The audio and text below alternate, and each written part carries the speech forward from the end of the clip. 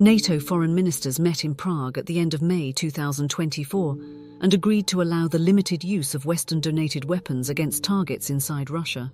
The agreement was less than what France, the United Kingdom and Ukraine wanted, but it was a significant escalation in the war.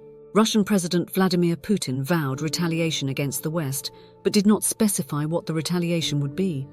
Since then, Russia has dispatched warships to conduct missile drills off the US coast, while en route to Cuba, threatening to consider the United States a direct combatant in the war. This came after Ukraine fired US missiles in Crimea, resulting in the deaths of 4 people, including 2 children, and the wounding of 150 others in a widely publicized media campaign against the United States. The most concerning Russian action that appears to escalate is President Putin's state visit to North Korea on June 19, 2024, and the agreements that followed. Although the agreement's specifics remain unreleased, there are several concerning indications of its existence. The first was an apparent mutual defense treaty that both countries signed. The agreement's press release declares that both countries will promptly provide military assistance to each other in the event of an attack. The treaty reinstates a 1961 defense clause that North Korea and the Soviet Union maintained until the Soviet Union's dissolution in 1991. It also mentions cooperation in investment, trade, science and technology. President Putin said that the agreement does not rule out developing military and technical cooperation with North Korea. The West heavily sanctions both countries, and this agreement between the nations will counter any new sanctions and circumvent the current ones. It is expected that Russia will use its veto power in the United Nations Security Council to prevent any new sanctions from being imposed on North Korea, as demonstrated when it vetoed the renewal of a United Nations agency assigned to monitor international sanctions compliance against North Korea. The UN Security Council presented evidence of North Korean ballistic missile debris in Ukraine as proof of sanctions violations by Russia and North Korea, and Russia is expected to use its veto power to prevent any punitive actions against itself or North Korea. Another issue arising from the agreements is the question of what designates an attack. Is this treaty retroactive and applicable to the war in Ukraine? Will targets inside Russia use Western-donated weapons to trigger this defense pact? President Putin addressed this question after leaving North Korea on his way to Vietnam by stating, "It needs to be additionally studied, but it is close to it." This is an intentionally ambiguous statement, but it suggests that this defense pact is retaliation for the NATO weapons decision. This agreement led to another significant decision. South Korean media, quoting government sources, stated that North Korea will deploy up to 4 army engineering brigades to parts of the occupied Donbas in exchange for direct financial payments from Russia. Although not intended for use in combat, these brigades will operate in disputed regions within Ukraine. This will allow Russian personnel to be directed to other areas of the front, potentially deterring Ukraine from escalating the war and causing North Korean casualties. We have yet to determine whether attacks on Russia's borders by Western or Ukrainian weapons will alter the size and scope of North Korean operations in Ukraine as part of the defense agreement. North Korea has touted the alliance as justified, specifically mentioning NATO's reach-out and partnership with the Indo-Pacific 4 nations, or IP4 of Japan, South Korea, Australia and New Zealand, as well as the newly formalized cooperation between the US, Japan and South Korea to counter the North Korean missile program. In addition to affecting the Ukraine war, the alliance could affect Korean Peninsula and Japanese security. Russia has pledged to supply North Korea with advanced weapons, thereby enhancing the lethality of their threat. The Russians have stated that they would have the same stipulations on their weapons given to North Korea as the West has on the weapons it donates to Ukraine. This implies that the agreement's clause directly responds to NATO countries' decision to permit the use of their weapons against Russian targets.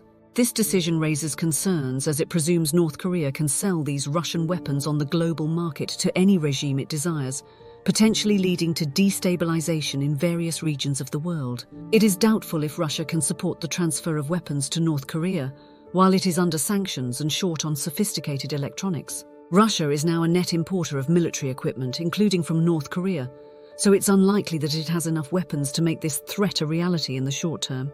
Russia does have the option to provide technology transfers, satellite support and advisors to help North Korea improve the development of its domestic weapons program.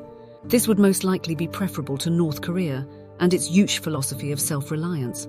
With Russian assistance, North Korea can perfect and operationalize its newest solid rock-fueled ICBM, Hwasong-18, which can reach the US because it is a solid rocket-fueled missile. it can be considered a first-strike weapon. Russia can also aid in nuclear warhead miniaturization and re-entry, as well as navigation and weapon targeting. The concern is that with apparent Russian support, the North Koreans could have the capability to threaten the US mainland with a nuclear attack if it comes to the aid of Japan or South Korea. There has been a long-standing concern that the United States might withdraw from any conflict, be it in Europe or Asia, if it faced nuclear weapons from a power that did not pose an existential threat.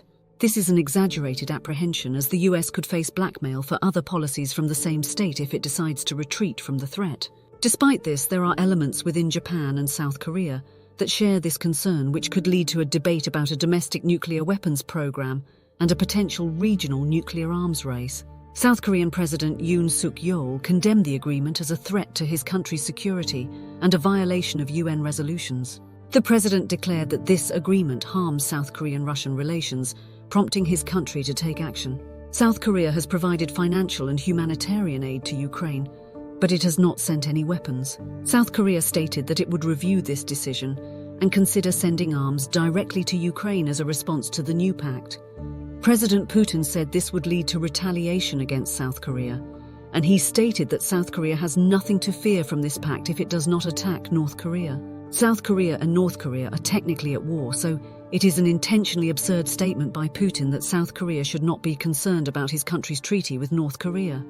It is uncertain how China views this Russian initiative, as Russia visited North Korea and Vietnam in the same week and signed several agreements in a region that it considers its sphere of influence. China has been much more reserved in supporting the North Koreans with sophisticated weapons or nuclear and missile programs, and now Russia is subverting Chinese policy.